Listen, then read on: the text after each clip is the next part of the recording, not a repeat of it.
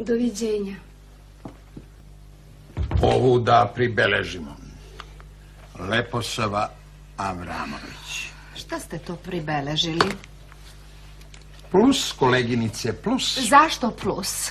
Pa ova bar neće da nam se porađa ovde. Ma nemojte, nisam baš sigurna. Od ovakve se može svašta očekivati. Hvala i od vas, koleginice. Gde ste to vidjeli da žena 50 godina rađa?